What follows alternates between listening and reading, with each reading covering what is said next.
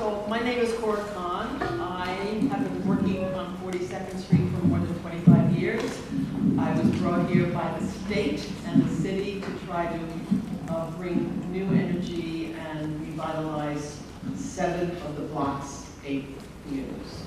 They are now all leased. One of them is not yet restored. It's right down the block with a very big sign promoting the New Victory right now. So we don't mind that it's not restored, but it actually is leased to somebody.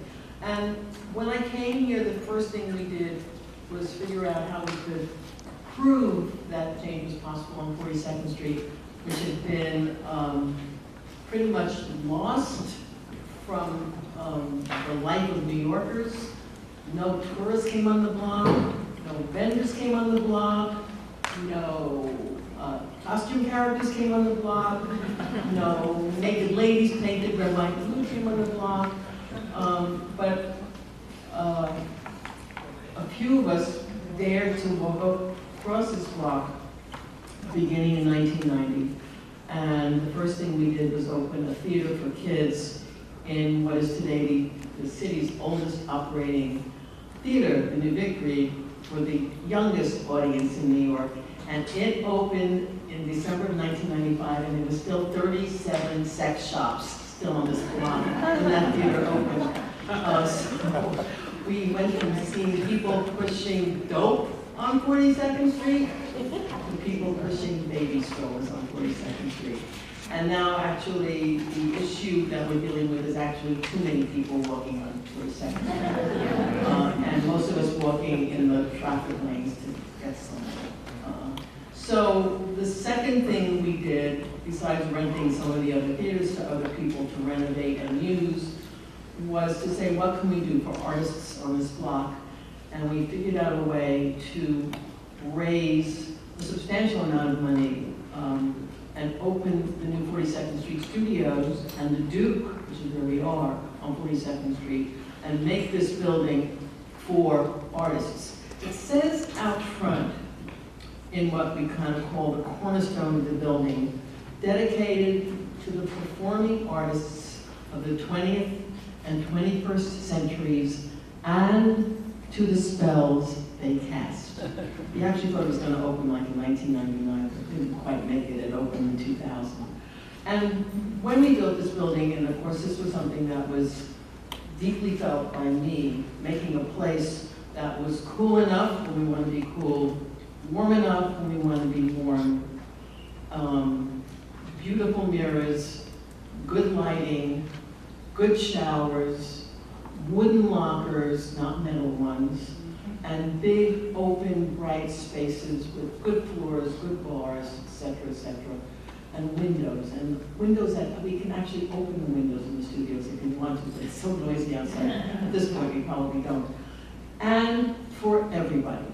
And for anyone who needed to work on their work or be called to work by others who needed to work, be they dancers, singers, performing artists, and that the building be fully accessible because it was built for everybody.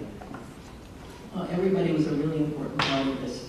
And I believe today that those of you who worked here as artists in this building, be you able-bodied or not so ably-bodied, have found that this is a building that actually does work well for you.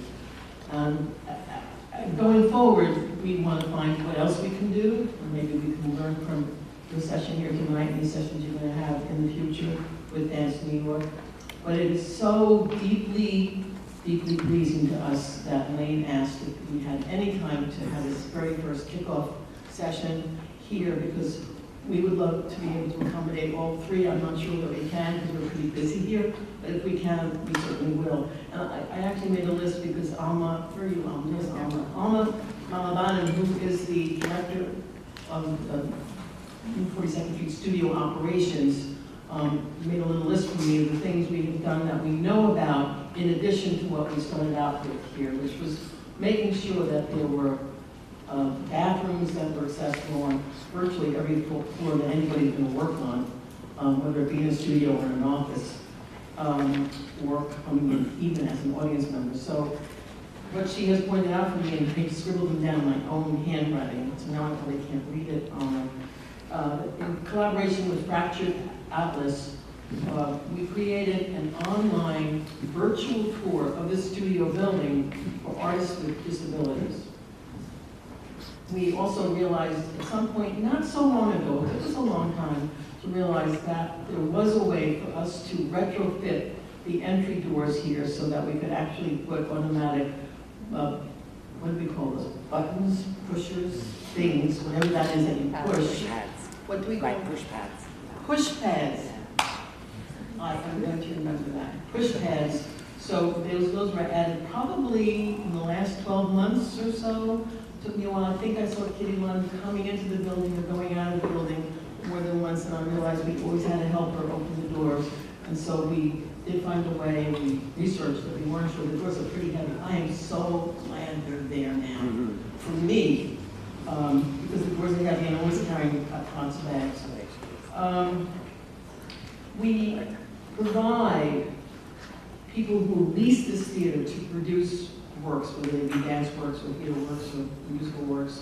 We always provide them with information about organizations that we deem really high quality, who provide ASL interpretation as well as audio description of performances going on in this theater. I should also say we do make sure that every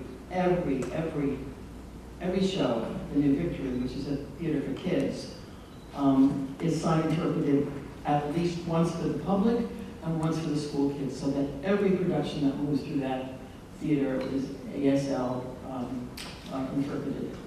And we also do audio description. I don't know if it's for every show actually, but frequently. Some shows don't need any audio description because they're so physical. And Alma, you're going to be attending, I'm going to try to read this, the Leadership in Arts and Disability Conference. It's in Pittsburgh. Leadership Exchange in Arts and Disability. The Leadership Exchange in Arts and Disability. In Pittsburgh, yeah. In Pittsburgh. It's coming up soon because we are eager. So happy to see you in your summer. We're eager to learn what else we can do to extend and expand the services we provide currently in this building in terms of accessibility for everybody. And also, in early May, I think it was around May 9th, we hosted the Department of Cultural Affairs public discussion on, I have to read what this was, a public discussion on disability and equality. In theater, actually, is where they put it. I like to say in the arts, but they put it as theater, and it was hosted by the Commissioner of Cultural Affairs, Tom Finkelpearl, but very much worked on by as the Associate Commissioner. We were very proud to do that and to also participate in that conference. So I welcome you here.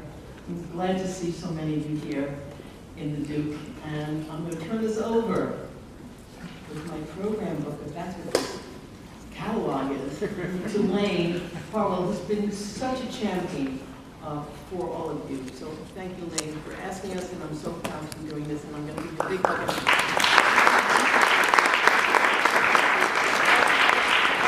I can't stay because I'm traveling tonight out of town, but I will hear all about it from Lane, and particularly from Alma and anybody else on the new 42nd Street staff. So thank you very much. And have a very good session.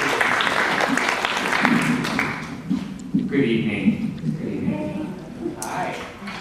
I'm Lane Farwell. I'm Executive Director of Dance NYC, and I am honored to welcome you all this evening. And I also want to thank Cora. It's not incidental that we're partnering with the new 42nd Street, which has set a gold standard for the usefulness of its design and its spaces for dance making and performance. Tonight it's all about dance making, and it's about disability. Dance NYC, as the service organization for dance in the metropolitan area, is inaugurating a new International Voices event series. The series extends Dance NYC's commitment to a cultural ecosystem where disabled artists flourish.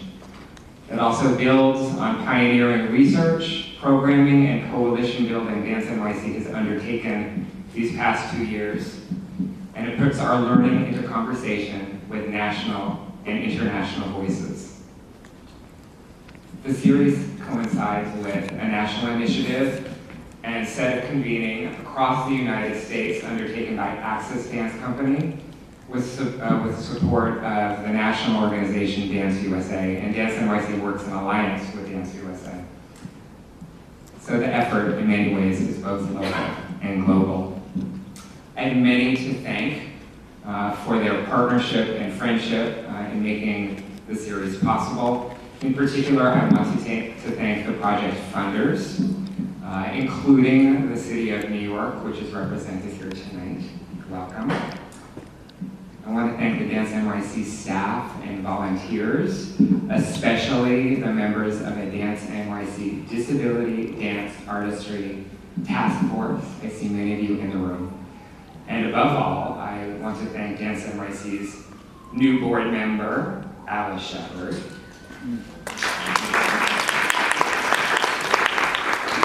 And I want to thank Simi Linton and Comparable Simi. They have curated the series, and I thank them for that, and I thank them for all they do to move Dance NYC and to move me forward. A few logistics before I introduce our moderator, Simi. First, so you know, you are being photographed and filmed tonight for archival purposes. Second, you can help us extend the conversation online, posting using the handle @DanceNYC and the hashtags Town Hall and DDA Voices on your Twitter accounts, if you're on Twitter. Third, to learn more about tonight's panelists and the event series, you can use these quick links. dance.nyc/DDA bios and dance.nyc/DDA series. You can also learn more about Dance NYC and our work at dance.nyc, and if you register, become a registered user, you can promote your activity on that site. The evening consists of a conversation between dance makers, Mark Brew and Diane McIntyre, moderated by Simi Linton, and a question and answer series. We invite you to, if you have a question, we invite you to line up to a microphone, which I'm not sure where it will be, but we'll be sure to point it out later. Or if you have a question that you'd like to send us by email, you can send it to ddatownhall@dance.nyc, and a Dance NYC representative will put your question to the speakers. So with those few notes, I am pleased to introduce our moderator this evening, Simi Linton of Disability Arts Consultancy. Simi is the subject of the documentary Invitation to Dance, which is directed and produced with Christian von Tippelskirch. She is also the author of numerous publications on disability, including the foreword to Dance NYC's recent report, Disability Dance Artistry. I have come to know Simi through her role on the Dance NYC task force, and also, good timing, Kristen, as a colleague on New York City's Cultural Affairs Advisory Commission, where we are working to ensure that disability is front and center in the agency's equity agenda. I really couldn't think of a better partner and friend to do this work with, and I give you to Simi Linton.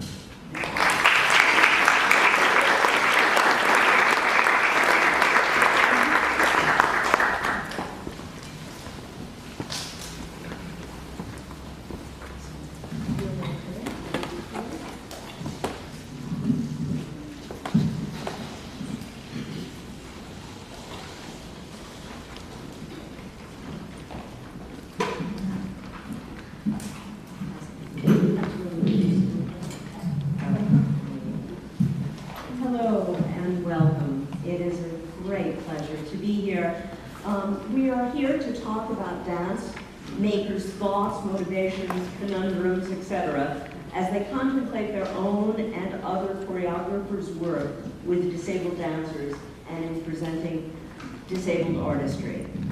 I speak for Alice Shepherd and myself, which if any of you know Alice is a dangerous thing to do. I'm going to take that risk. We were thrilled to have the opportunity to shape this series of town halls. We first need to thank Lane Harwell. Thank you. For his leadership in bringing disabled dance and disabled artistry to the fore as a significant part of Dance NYC's mission. His commitment is unprecedented in the dance world, as is his thoughtful and passionate articulation of the issues. Thank you, Lane. It's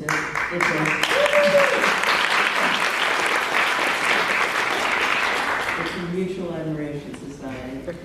He also spearheads a wonderful team, including the marvelous Alejandra Cifuentes, who is right there by his side, and has been by our side in creating this. In crafting the series, Alice and I sought to bring ideas about disability and dance forward in dynamic conversation. We are excited by the town hall structure because it incorporates dialogue and has a sense of urgency about the topic under consideration. And Alice and I feel an urgency, a sense that this is a critical moment for disability arts and that we can, in these forums, move the agenda forward in a rigorous and dynamic way.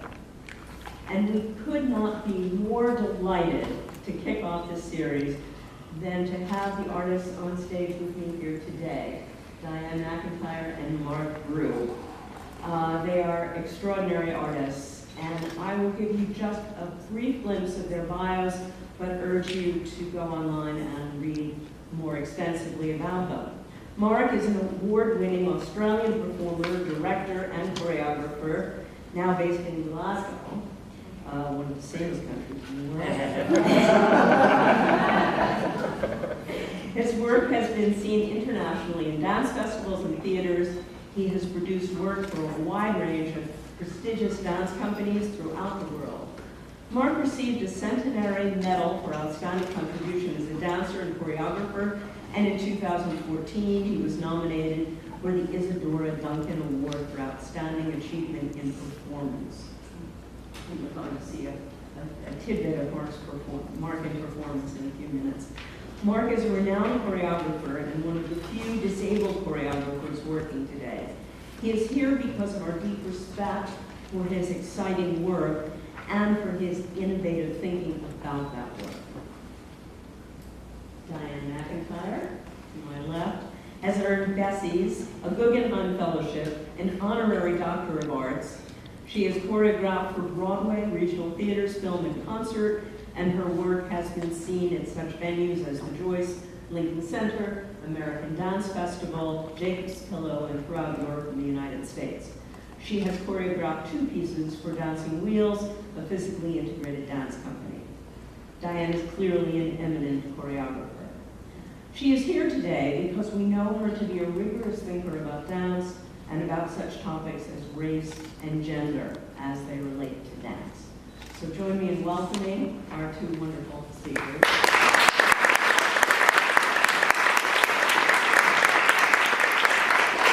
And we're going to see some images and clips, correct? Now, we may have to get out of the way, so we're not. So we're going to show you some video footage of both of our works, 2 minutes of it. And what we're going to be doing is doing some audio description around that as well. So you'll hear me speaking a little bit about the work, giving some description of the movement, texture and tone of the work for audience members who have visual impairment or who are blind. That we need to make the video. But while we're waiting, For Now I Am was created a year and a half ago, premiered at Dance International Glasgow Festival, and then performed at Edinburgh Festival, and has toured all around the UK and also internationally. So lots of numerous places. We just got back from Palestine, I was from Poland, we're heading off to Australia next year. This All If Now I Am is an autobiographical piece, and very much looks at the moment I woke up in hospital and had to rediscover my body after becoming paralyzed. Can I get something on now? Yeah, there we go, here we go.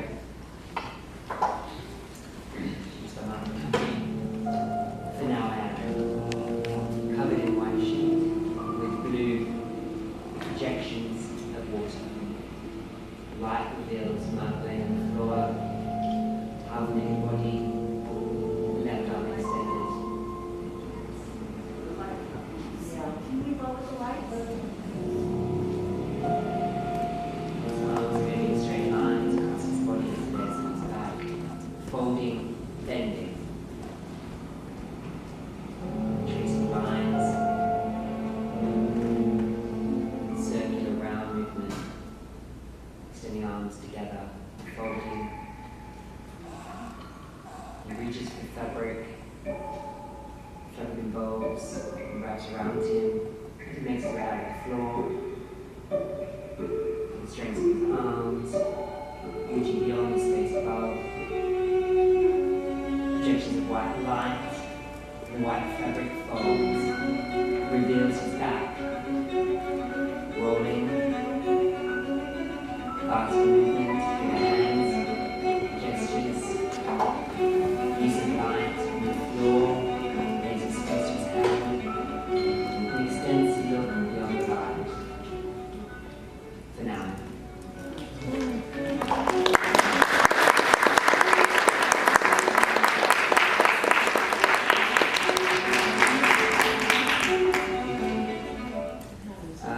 Three photographs. The first photograph is a collaboration of a piece called Fusional Fragments, which is with the prolific deaf percussionist Dame Evelyn Glenning, who is world famous. And that piece was created in 2012 as part of the Cultural Olympiad for the Olympic Games in London 2012. Next work is called Island, which is an outdoor work. The photo is on a beach with two male dancers. Mark wrapped around another male dancer standing up, and the third dancer, Rebecca Evans, a female dancer, is pulling away, and they're connected by Mark's hand holding Rebecca's elbow. A nice smile. This third piece is a new piece in development called Brew Band, because I wanted to have my own band. We have three dancers. We've got Alice Shepley, who's pushing backwards on a chair with one hand on the floor. We have a musician with another dancer, Rebecca Evans, female, wrapped in his arms with a guitar that they're both, all three of them are trying to play together. So this, the video you're going to see is an excerpt from a piece I did 2014 called Time is Time, and it's from a James Baldwin festival at New York Live Arts. And in this piece I used a poem by James Baldwin. He wasn't known as much for poetry. And in it he talks about some things that are rising up today again, about some of the atrocities that have happened historically and today. And I'm in the piece also. There is some speaking, live music, and the dance. And so I try to experience the emotion that I find underneath the words so that the dance becomes coupled with the words and the music, another voice with the poetry. So.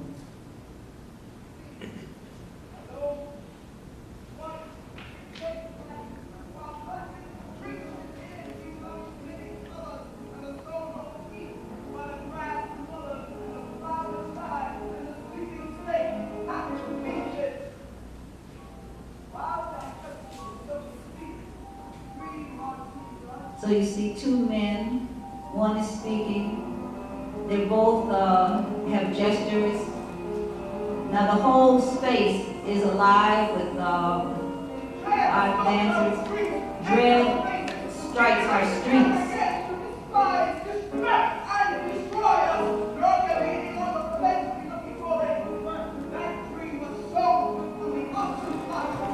that dream was sold on the auction block. It's kind of a little fuzzy, I'm sorry, it's not brighter. So right here, there's a child, and she is the future, and I play time. And so I'm sharing with her through movement what you are going to have to go through and how you're going to have to carry on the tradition over time. That's me. So she's listening, and then she comes. The time is coming again to outwit the blasphemy, to outwit the authors of the blasphemy of our existence.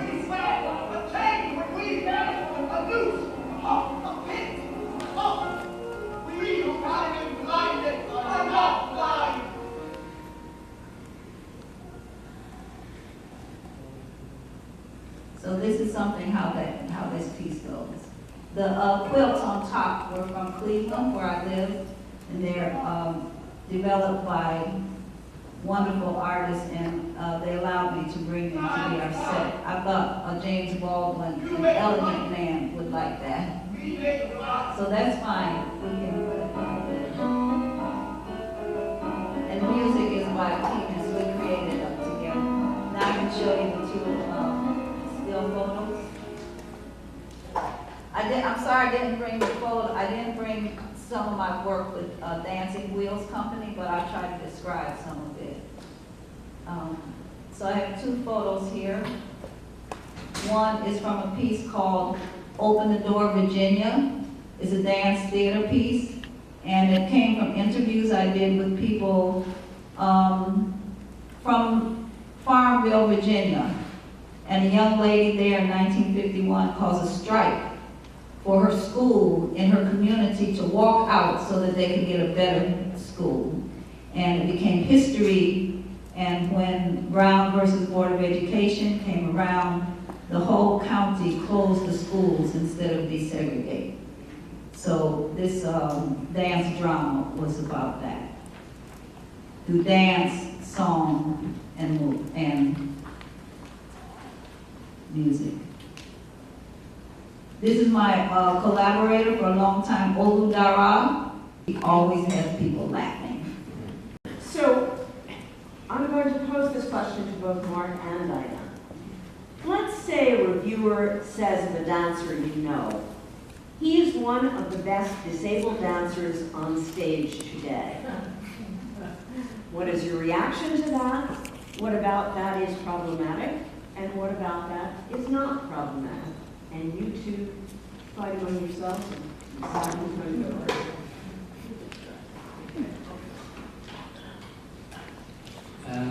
My first question would be, why are they the best person, best dancer? I would want to know more about them. Also, I think it's very important that I acknowledge that there is a positive thing. They are being reviewed. I remember the days when we couldn't get reviewers in to come and see work. Work by disabled artists, actually work that had anyone with disabilities on stage, because often there was the thought that, why would I want to go and watch people suffering on stage? So for me, the fact that someone has reviewed the work is a positive thing. But it would need to be for the work, not just because they're disabled, or to speak about just the disability. If it is a good work, and what is about the work, and also the artist that stands out. Okay, so I had this experience some years ago because we had a review where the reviewer said, wow, Diane McIntyre, maybe that person said, the best black dance company. They actually said that. Now, on the other side, those are some very good points I didn't think about that. But the thing is that I'm like, okay, why am I in a box like that? How does that put me next to other? Why don't you just say one of the best dance companies? And the same, why do you put in a cap? If the person is See, we have different ways of speaking about disability, but anyway, so if you have a number of people who are in wheelchairs and dancing, if that strikes you as some of the most brilliant work you've seen, why do you limit it by saying it is best dance, best disability dance I've seen? So that was my reaction when the person said, best black dance company. I'm like, well, why not just one of the best companies in general? So that's why it could be problematic. Do you understand what I'm saying? Yeah, and if you just love the Marx dance, why not? That's one of the greatest performances I've ever seen. Then you put every, okay, that's enough. Okay, but the second part of that question is, what does that do? Why might someone want to be recognized in that way? What does that do that is not negative or detracting or qualifying the comment? I remember after I acquired my disability 21 years ago, and I very much didn't want to be categorized as being disabled. I wanted to be rid of that label. I didn't see myself as disabled. But as time has gone on, I've sort of claimed ownership over that, as I have with sexuality and so forth. So I'm very proud to be a disabled gay man who's a choreographer dancer, and now I do use that. And actually, I'm quite proud to have that written down that I'm a disabled choreographer, I'm a disabled dancer, because I am. But that's not negative, that's positive, and I'm really proud of that. Yeah, so I guess you can say the same thing related to race, although we in, I'd say, choreographers and dance companies who are primarily people of color, they're different. We are not all on the same page about that. Just about what you say, we are all proud of our race. However, we are different. We're different. Some people do not do any work that's related to their racial background. And we're all right with that. We applaud that. And then there are other people that, yes, this is black dance. I embrace black dance and address me as that. So we have different ways, but we all are honoring each other, different ways of thinking. And it's the same in the disability dance world. A lot of my work isn't about disability, actually, not really is. Apart from my solo I just showed you for Now I Am, which is probably the first time I've gone back and actually work is looking at me and my body and how it's changed and evolved. So the topic very much is about that and disability that I go through. But there are a lot of artists, people who don't focus on disability, they focus on their other concepts or ideas that they have. But also, for me, one thing I've learned is that the disability does inform my practice in regards to my movement vocabulary. So it's there, it's a part of me, but it's not the topic.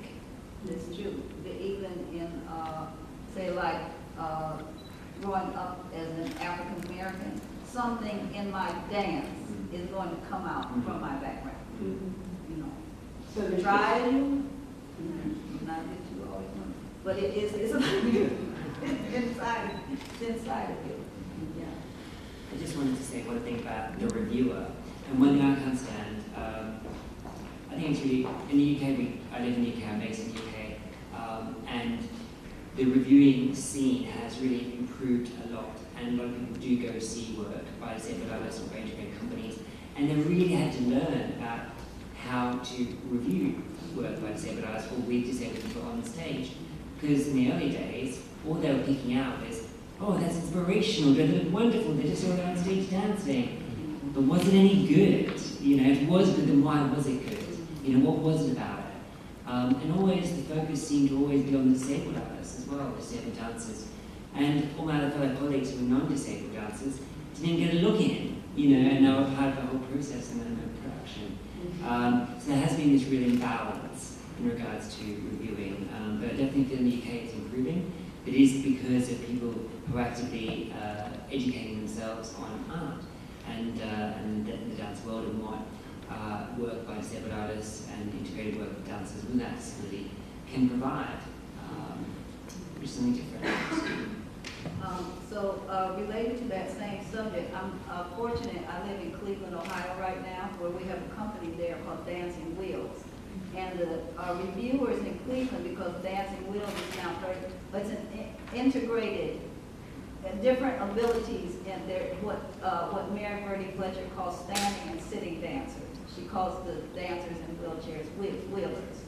And so so the reviewers there have had lots of practice over the years, and they review the work. And it's a repertory company, so that some of the works are extremely successful, in my opinion, and they review the quality of the work. And I'm sure in the early days when I wasn't there, there were challenges with how to speak about it. Yeah, reviewers have tended to sentimentalize our work and to look at it in terms of, if you ask a reviewer to write a review of anything, any artwork by disabled people, and say you cannot use the word inspirational, they choke and don't seem to know what else to say.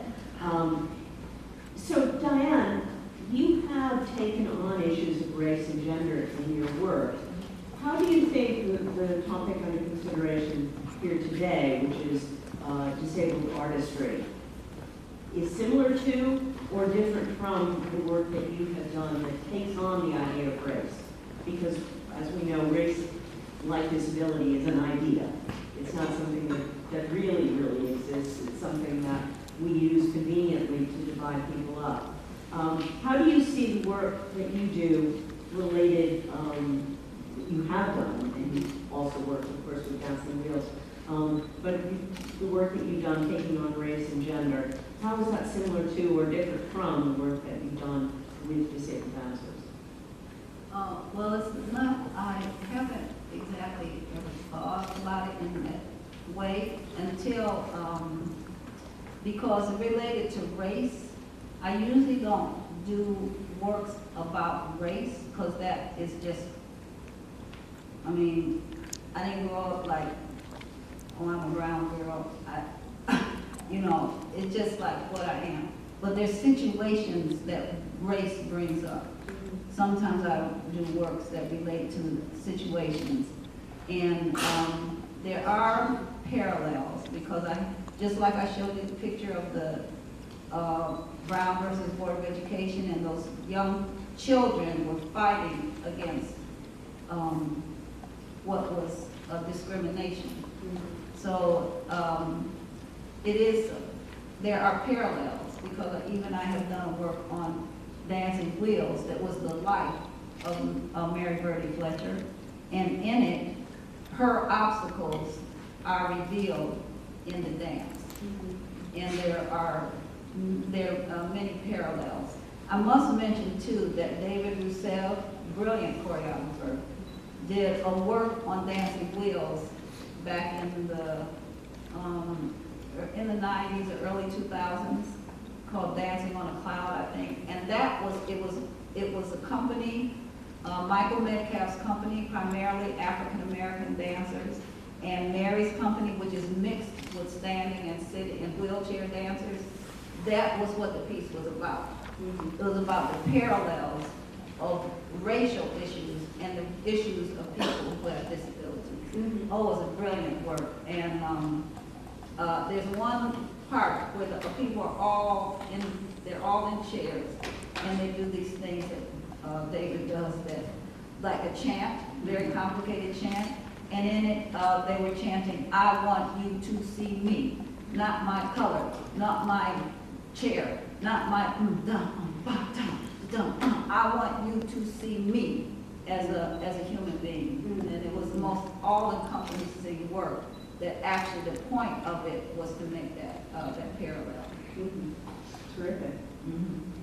So Mark, that gets to another question we have for you. What happens if you think of disability as a variation, a neutral condition of body and mind, and not so much a negative medical diagnosis? what happens to dance and dancers? That's a really, yeah. I did take some notes. So not that I figured anything out, but just what did spark in my brain when I read that. For me, it's been an interesting learning curve. Having worked professionally as a non-disabled dancer, acquiring my disability, working as a disabled dancer, and I have been able to take so many skills and learn so many things from different people that I worked through my training, but also from my disability. And also, the first thing I had to change, which Cuba helped me change, was my own perception around dance and what it was to dance. And my traditional training was that I had to go on 2 days to dance and have beautiful extensions, a beautiful face. But now it's like, okay, well, what do I have now, and how do I work with that now? So for me, my restrictions really are part of my creative process to explore rich possibilities for moving in new and interesting ways, which really excites me.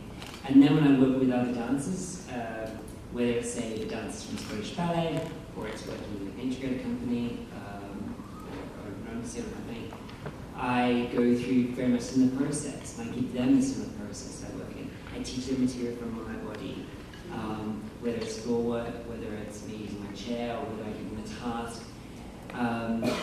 I'm not making the process different with anyone who I'm working with, but I am about drawing out the best from those people that I'm working with, what they can bring. So for me, going back to, where was that question? Second one. No, I'm sorry, the first one. I wouldn't say it's created variation, I feel like it's created possibilities. And I don't believe that there are problems, I believe there are only solutions. It's that one thing about being about being an artist, that we can creatively find those solutions. And I really enjoy working with people to find those and find possibilities of how we can work together.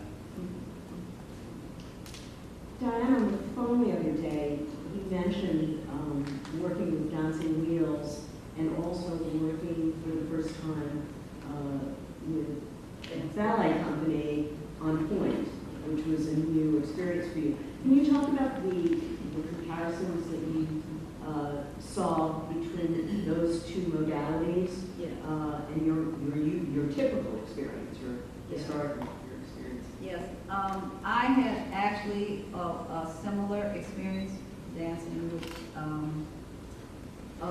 working with the dancers in wheelchairs and the dancers on Point, which you may, because when I'm in the situation in rehearsal and saying, what is it, there's something unique about these people who are in Point shoes that we who are in bare feet, we can't do. They can move like, they can do something very special that we can't do in bare feet, and that's why you love watching it. The same thing is, and I had to find what those things were related to my own creativity, which I'd never worked with a ballet company before. I had to find the unique things that they do that flows with my style. And it was great, it was challenging. I'm like, yes, only they can do that. And it goes with and the same thing, people in a wheelchair, I could find and I have to ask them, can you do this? Can you tilt while your leg goes like this and you whirl around? I didn't know. And you're on Point. Same thing with the people in their wheelchair. I said, I want you to go spin, spin, spin, spin, spin, and then fall. Can you do that? And fall. Some of the people can fall out of the chair, and some people do not do that because it was a similar experience. And also, the wheelchair can go wow like that, zoom across. You cannot run like that. Look that smooth and beautiful. I looked for the things that the people could do on Point, just like, whoa, only they could do. the same with people in the wheelchair. Whoa, so fabulous that you could not do in otherwise. Those were the parallels. But I had to ask them. Well, in that sense, did you work more collaboratively with the dancers? Did you rely more on both those types of dancers to help you figure out your choreography than you might have with a company of dancers that work in a modality you're more familiar with? Yes, it's true. Even though some people, there are things that they are not. Well, anytime I go into a room with, say, dancers, there are people who can do this and maybe they can't do that. They can, so, wait, I'm not answering the question. Yeah, so, yeah, maybe I had to question them more and learn. So it was my learning experience. And then there were things that even people in point who can't do certain things that we do in therapy, that because their flat shoes don't flow like, yeah, so I had learned myself. Yes, yes, and that some of them are different from each other. So we're both very exhilarating, very exciting. Okay, here's a question for both of you, and you can draw on whichever part of your experience or history that you would like to. What is the role of non-disabled dancers in the world of dance, in the world of integrated dance?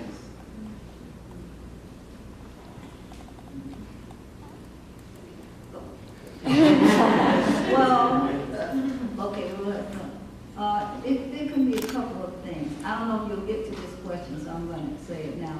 Okay. First, I would talk about choreographers.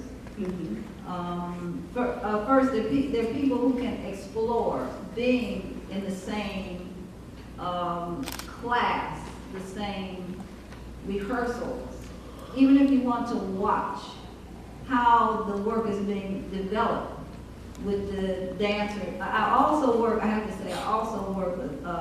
with Deaf Dance Jam community with Aziza here in New York City. And many dancers of various abilities work with her company over time. So I learned from them also. So people can go into the environment, say, excuse me, I want to work with your company for a little while. Can I take class with you? Can I learn? It can be a learning experience like that. And what I think we need is more very established choreographers to work with dancers or dancers with disabilities so that they can learn, and also then it will elevate those people who are seen as choreographers. Wow, I must go see everything they do. Then you go see them doing having dancers who are in wheelchairs or other disabilities. You see, more choreographers. That's what I would call for. More established choreographers going into these fields will bring more attention to the field. And a number of established choreographers have worked. I really only know about Access, but Yeah, the gentlemen, David Dorfman and Victoria Marks and other known entities have taken on what I call physically integrated dance. Yes, and dancing wheels too. Even Donna McHale did too. Yeah, people more. Huh. Yeah. And the same in the UK as well with the Indigo Dance Company and others. I think that has been a way in for choreographers who are working in so-called mainstream dance to really learn as well as choreographers what they can learn from working with diverse groups of artists. But I think, for me, if I can go on with that question as well, I think there has been a real shift, and in regards to my experience in the history that I've learned as a disabled dancer, a way in for disabled artists and dancers was about, in the dance world, was more so through contemporization, improvising work. It was very open, it's a way that we could come in and work together. So that's how that connection, that collaboration came around working with disabled and non-disabled dancers. in the world of improvisation and contact work. And because it was very much working with the bodies and how we move together. And then there seemed to be a shift where the disabled dancers wanted more experience and actually wanted to start learning set choreography or started to learn more techniques and training. And that's when I think some of the dance companies started to form. And they wanted to start creating work. Once they started to commission choreographers to create work on them, they didn't want to create their own work for themselves. They wanted to be challenged by getting done for themselves. And then now what is happening, like these companies have been going on for 30 years and so forth. There are now disabled artists and choreographers who are creating work, or disabled artists in general who are creating work from different disciplines. And that's really now being really the forefront of pushing dance and the art work forward, because obviously disabled dancers are bringing a unique perspective, a unique way of working that isn't so common, that hasn't been happening a lot in the dance world. And people are interested and can take something from that. So now there's people wanting more and more work by disabled artists, and it's now getting programmed more and more into the mainstream programming. Rather than, because when I first started that, it was always the way it was sort of put in the back burner and then, The auxiliary space. yeah, an auxiliary space where no one really see it just from the local group working on support each other. But now it's on the main stages, it's getting that exposure, and that's what it means. It means to be seen by people and not be hidden away anymore. Do you think that's more prevalent in the UK than it is here and Australia? UK and Australia. I mean, I'm quite lucky that I get to travel around the world. So I do spend every year I'm here in the UK, in America, where I'm right now. I just arrived on a plane yesterday, so apologies. New York. Yeah, so yes. But definitely in the UK, there's been a lot more funding injected into supporting disabled artists and this field of dance and disability. And I feel like it's happening, it's bubbling, it's all happening now here in the States, which is really, really exciting. And I'm really happy to be here, being part of it when I'm here every year as well. But I think obviously more can be done, and I think the work being programmed and being presented on the main stages and stages is the choice everywhere else, so public and audience can see the work and see the high quality work that it is and what it offers. Because we don't always want to go sit and dance and see the same thing. You know, we want to be moved, we want to be challenged, we want to be provoked, we want to laugh, yeah, we want different experiences. And maybe also, excuse me, just a technical thing related to dance departments. Dance departments around this country, I don't know how it is in the UK, are their degree, can you receive, is there special training for dance teachers who can actually teach, and so that a person who is a wheelchair dancer can get a degree in dance? Are there I'm not going to answer that directly, but invite you all back to the town hall that we're going to be doing in November or October or possibly September. The one that's going to be on university-based programs, and we're having Victoria Marks and David Dorfman address that. So I urge folks to come back. We have seconds left before we're going to open it to the audience, who are going to come up with provocative questions. I know, but I'm going to ask you to ask each other something or to comment to each other. But I also want to let you know that we're going to put up, Alice and I have written a couple of pages of questions that we obviously didn't get a chance to address today, but we're going to be putting those out right on the website, so you can take a look at the direction we're going in. But just in briefly, before we open it to this wonderful group, if there's something you would like to ask Diane or Nan, if there's something you'd like to ask or say to Mark, please take that time to do that. The question, I would just like to know from your experience, and your wealth of experience, and then working in some dance disability setting that you can see your choreograph, has there been anything that shifted or changed in your creative process you've taken forward or something you've learned that you've now taken forward from that experience? That's a very good question.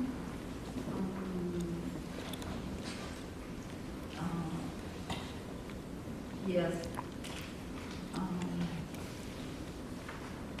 I have, some people have asked me that, what I have learned. I think, what I have taken forward to that and working with all different kinds of companies, say, like the people you saw in this, it might sound a little bit funny, but maybe I might try to have people who are what you might call standing dancers do some things that only a wheelchair dancer could do. Something that is swift and daring. Because working with dancing wheels, I have to push to not do something that is, I have to push to do something that is provocative. So it's not just like, oh, let's do something that's like a trick, that what could be a trick, because I've seen that kind of thing in the choreography with wheelchairs. What is provocative that is, let me dig deep and see what could be provocative in this particular work. And then that, my digging inside, in working in that field, then I carry that into my other work. So there's nothing, so there are always surprises. Does that answer? Okay. It does. How do they all know about you? And you've been doing, that's what I meant, it was a technical question. How do they know? And it's like word of mouth, or it's like that? Word of mouth, and I think thanks to the wonderful world of the internet.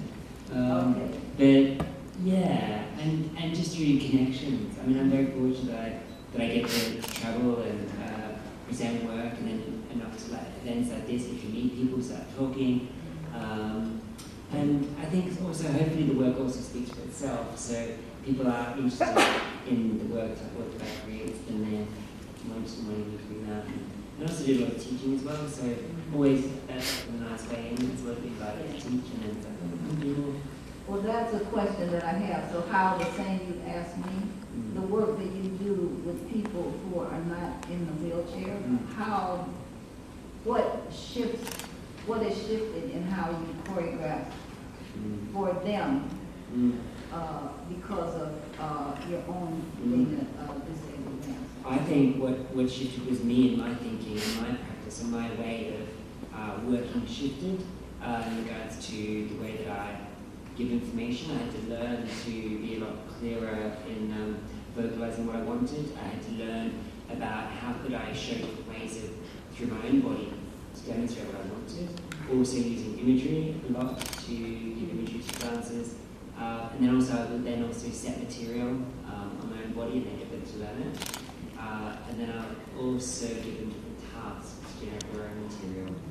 So I basically create this, or have this tool belt that I wear, and I offer that to all the dancers I work with, whether I'm working with dancers with disability or not, or whether I'm working with a ballet company or a contemporary company. I always have these tools that I work with. But I'm always wanting to push the chance and get more from them. One of the interesting things I found, sorry, very quick, working more recently in Scottish Ballet, is I went there and taught them an arm phrase, a very marked phrase that I taught them. And I said, okay, now go away and create your feet. What are you going to do with your feet? You can use classical ballet steps and contemporary steps. I want you to create your feet. What you do with your legs. And they just kind of really difficult that we can't do that. You know, normally choreographers come in and they make the steps up, and we get to do the arms. But you're asking us to do that thing around, and they couldn't really, it took them a really long time to be able to do that. I really had to work with them and change their own thinking. But they did. But it's great. I think you learn from both sides, and it's how you can use that. Well, thank you so much. And we're going to move, so that's the live night? Okay, we're going to move to the audience questions now. Thank you. This is so interesting. This question is provoked by Diane's comment about working with dancers on point and dancers using wheelchairs. And I presume that until quite recently, virtually all choreographers were trained dancers, that they had an extensive dance training and had that vocabulary, but then they grew into the vision of actually creating movement for others. But, and furthermore, that the traditional body of the dancer was, until recently, fairly limited in its definition and its identity.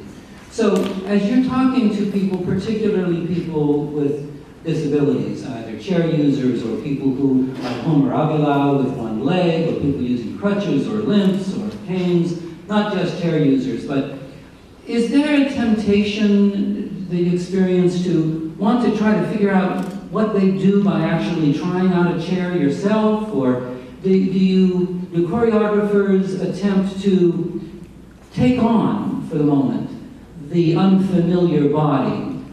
Previously, they had a familiarity with these other able-bodied dancers, and so the leap was not so great. So I wonder if there's a temptation not only to ask them to do something and to show you, but actually to embody that body. Yes, that's a very good question. So I have done that with dancing wheels to help me understand, because it also uses a specific type of chair, which does, it's like a sports chair. So I have tried that. I'm not so good as they are, but it's helped me give an understanding. And all of the people in the company are experts at using the chairs. That sometimes choreographers have everybody in the company in the wheelchairs. So just like with Aziza's company, Deaf Dance Jam Community, all of the company had to know sign language because they use it in it. So for the choreographers, it's very good to actually go into those traditions to know how it helps with the choreography. That's a great question. Thank you. To both of you, I find that when I'm going to work with disabled dancers, as I am now, first I have to train them. Since I'm not using so much free movement or improv or contact at first, it's important for the work that I do that they know something of vocabulary. Now, it's going to be different on every body that comes. No two chair dancers move the same way. So, have you found that to be a challenge to find disabled dancers who are willing to put the time in to do the training? Yeah, well, the individuals I've worked with, they have to be trained. And the woman I spoke about, Mary Birdie Fletcher, she developed a manual. I know her very well. Yeah, for training. So in working with, there are some dancers who are more beginners, and sometimes they don't make the cut in my choreography to do certain phrases. Maybe they have to be more like chorus or something. So there's a great difference in those who've been trained. And also some people have a more natural, you don't like to say natural dancer, but some are. Yes. And then some of them actually were trained as dancers in their former lives. I mean, not Before they became disabled. Yes, before they became disabled. They were trained. So there's much more, you get a lot. The training is very important. You just can't do it with, Yeah, I find that, and I find that, at least here in New York, this is what I know best. It's hard. It's hard to find dancers who are trained. So therefore, I have to spend a great deal of time teaching dancers who want to dance basic basic technique. And hopefully they'll go and put themselves in a technique class or something. I know this will probably come up on another town hall about training and so forth, but it is also important that institutions and universities do open their doors for people with disabilities so they can gain access to that training, so it's equality for all. But as a choreographer, I train my dancers that I work with, whether it's even Scottish ballet dancers, I'm working with British ballet dancers or British contemporary dancers, so I have to train them to embody my style and embody the physicality that I want. So when I'm working with a disabled dancer and a non-disabled dancer, there is part of that sharing that they need to embody and learn my vocabulary and what I'm wanting. So working, with dancers who have not worked with dancers with disabilities before, they've got to go through a whole learning curve as well about how do we get to learn someone else's body who's different to ours, or somebody who's using sticks or cane or a chair. So there is very much an important process, which for me at the beginning is like just doing 2 weeks of playing, getting to know each other, getting to know me, the dancers, how we work together. So I think as part of any creative process, that has to happen. It was interesting to hear you mention contact and improv, because what a wonderful open-ended opportunity to really explore what someone might do, and also because of the presumed interaction among each of the dancers with each other, it probably reveals, I'm guessing here, but it probably reveals to you something that you might not have seen in a typical dance class. Okay, thank you. And Mark? So first and foremost, thank you both so much for your insight and perspective and your works. I really appreciate it. I want to talk a little bit about the intersection of race and disability. As Latino who's disabled, I exist in these marginalized communities. And so, Mark, my question to you is, how do you leverage your white privilege? Because although you are a person with a disability, you are privileged in the sense that you are, well, in America, you'd be considered white. I don't know what in the UK, they have the same colorism. So how do you leverage that privilege, Mark? And also to Diane, how do you leverage the fact that you're a non-disabled person of color? So how do you leverage your privilege in your work? I just want to clarify the question in terms of leverage. Just can you just tease that out a little more? Sure. How do you, in your roles, use that to enhance the community forward? So how do you use your privileges to enhance the community forward? Does that clarify to me? What do you think, guys? I interpret it a little bit differently because the privilege, sometimes I have had the privilege of race, which you think it might be backwards, but there was a period when, because my company was in Harlem at an earlier time when Harlem was a little different, and also, because the company was primarily African American, we actually were rewarded for that. Just as the company in Cleveland, Vance and Wills, they get money from dance programs and from disability programs. They get kind of like double money. So I had that kind of privilege, even though because I got money from dance and also from what they thought were like underserved communities or underserved races. And but I didn't answer your question about how I use the leverage of being a dancer without a disability. I have to think about that when he answers.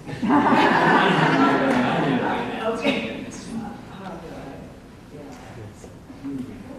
Just to say that the next town hall, which is beginning to get into race and disability, will begin to maybe tease out some of these questions. Not to let you two off the hook,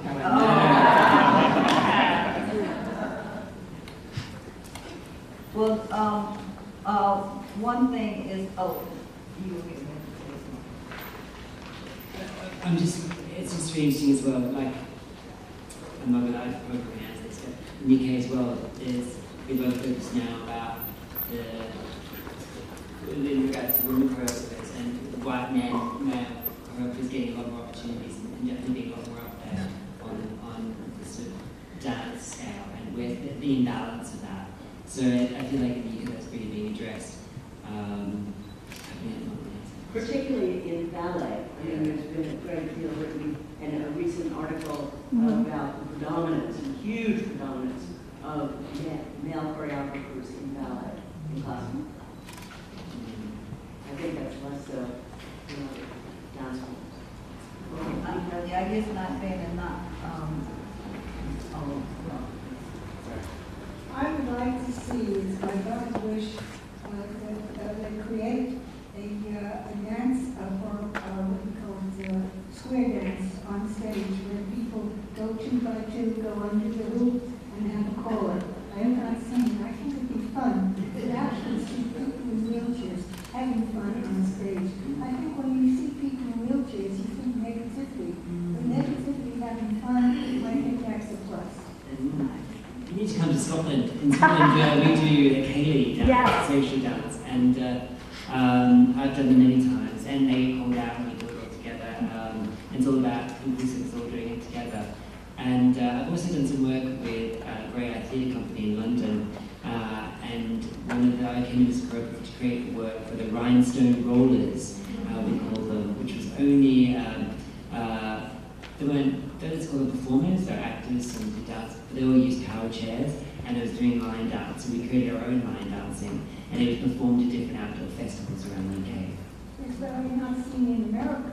No. Square dancing. That's what I'd like to see. No, I haven't seen square dancing either, but I've certainly seen fun. I've seen a lot of fun in my day on the dance floor.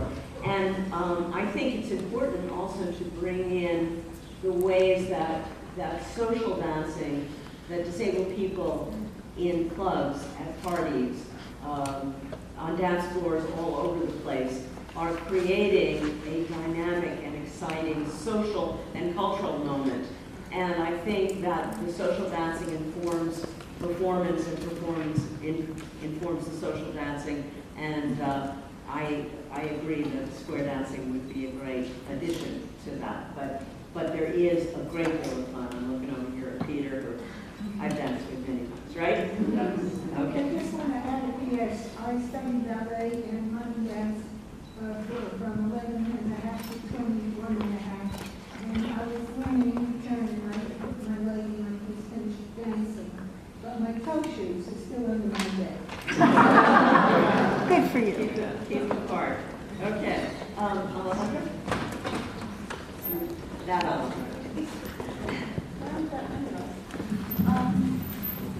So I've sort of been an observer of dance. I grew up with folks who trained traditionally as able-bodied dancers, young hotshot dancer types, and I've also been disabled my entire life, and as an adult I've gotten to sort of witness this awesome evolution of disabled dance, and I've always noticed this sort of tension between the dance world, the trained and the untrained, the use of dance as a tool for recreation for disabled folks versus more serious, disabled dancing. And it's something, in a sense, disability dance sort of lowers the traditional barrier for entry to the dance world, because you can sort of sneak in and be untrained and then dance and do amazing things, but then there's also that dichotomy of, well, were you a dancer before? Did you train? Are you training now? Are you any good? And then we still have the mess of, well, there aren't really programs that are taking disability dance seriously and doing the training, so that people, then have to figure out how to get trained if what they're doing is legitimate. It's a big, messy thing, and I'm sort of on the cusp of it and sort of trying to dip my toe in, but then it's like, well, am I going to be taken seriously? Am I going to be any good? I never did train, So I guess my question is, how do you reconcile this great big mess of trained and untrained choreographer and newbie and wanting to be taken seriously but not take yourself too seriously. Does any of that make sense? Yeah, totally. And for me, I don't think that there is just one way. I think it is about what's right for you as an artist, as a dancer. We all learn differently. There are different ways of learning. There are obviously these traditional trajectory ways of learning dance, but that's not right for everyone. Sometimes it's about learning on the job through apprenticeships. There are a lot of companies that do that now. Going through sort of maybe to youth companies, they get you to meet in the training now within youth companies that we meet once a week. It's getting really, really strong. And then there's a pathway then to maybe joining a company as an apprentice, or doing training in a company, whether it's about going and creating your own pathway. So maybe it's about going and doing a summer intensive there, maybe it's about doing a residency through this company, or going to learn from that teacher who's doing a master series for a week.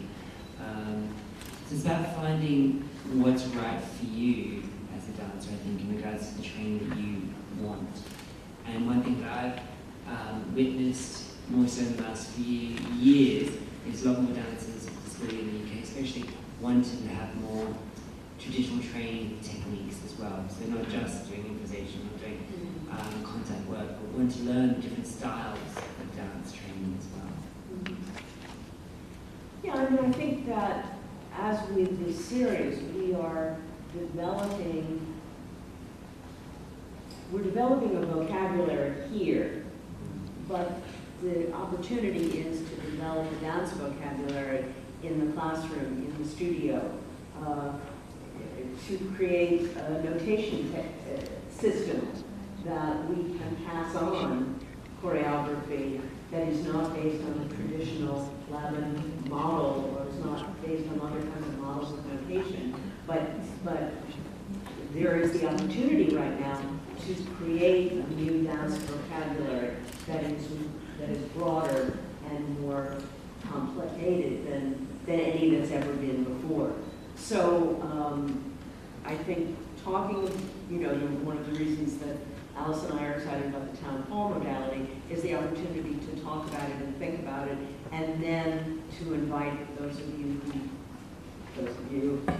you who work with dancers to think about what kinds of technique, what kinds of teaching methods, what kinds of screening processes in schools, what kinds of vocation will serve a broader and more inclusive dance world. So that's, I think, the challenge. And in terms of being taken seriously, I think we're on our way. Okay, we're going to have to wrap this up. Anything final? I just want to say one thing, just on the other perspective of that question. There are world famous choreographers who love, and part of their work is to work with dancers, to work with people on stage who are non-trained, and because that brings that, the natural, general way of moving. So, I've seen during Bell, the show must go on, and that's done with dancers without training, and it's a successful show, brilliant show. So there are choreographers out there who look for dancers, or look for people who want to dance, who don't have that professional, traditional training.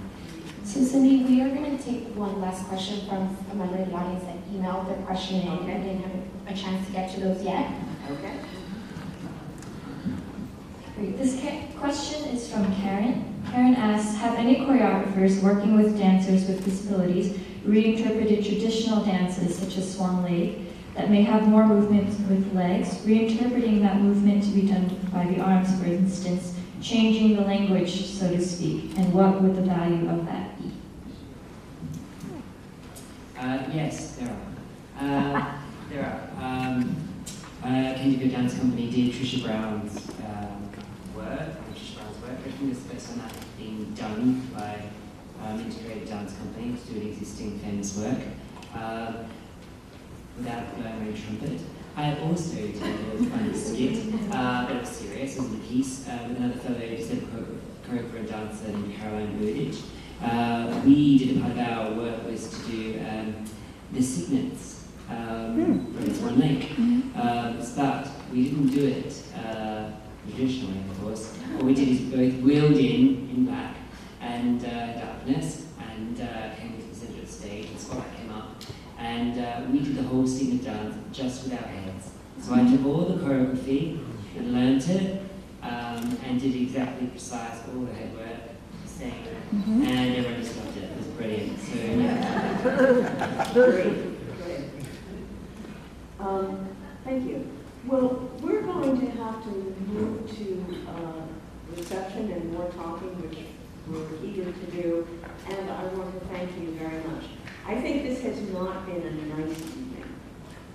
I think this has been, we have muddled with the messiness of some of these ideas that aren't clear-cut, and that we are, those of us in the disability game are tired of niceness. We're tired of order and everything trying to fix everything and find a place for everybody. We are, we invite all of you to keep participating in these town halls. We promise messy, chaotic, open-ended, inconclusive discussions that aren't tidy and really spark the kind of creativity that this work demands. So thank you so much, Diane. Thank you so much.